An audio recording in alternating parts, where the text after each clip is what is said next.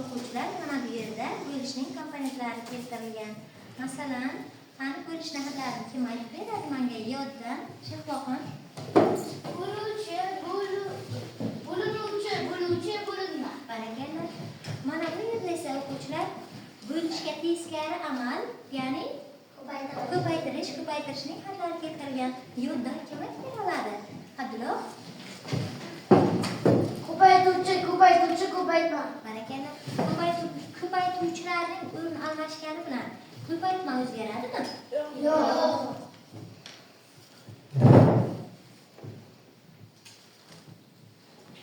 Mana bu o'yinimizda bolajonlar sonni o'zini ko'paytirish, ya'ni 4 ning kvadrati, 2 ning kvadrati deya sizga savollar beraman.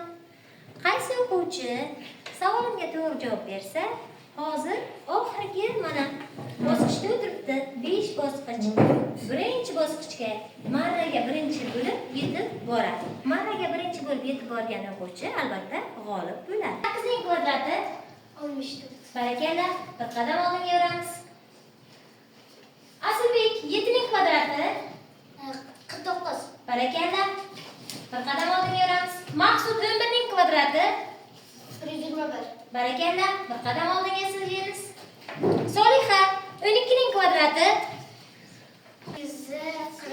to'g'ri aytdimi o'quvchilar? Yo'q. Nechiga teng? 144. Soliha yurmaymiz. Bir qadam. Asilbek 9 ning kvadrati 81. 81 barakalla. Bir qadam oldinga yuramiz. 10 ning kvadrati Maqsud 100. barakalla. Bir qadam oldinga 225. barakalla.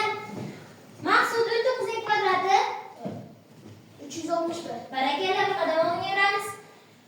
Soliha 20 ning kvadrati 400. 400 barakalla. Bitta. Asilbek 17 ning kvadrati 20. barakalla. Asilbek 12 ning kvadrati 140. barakalla. 5.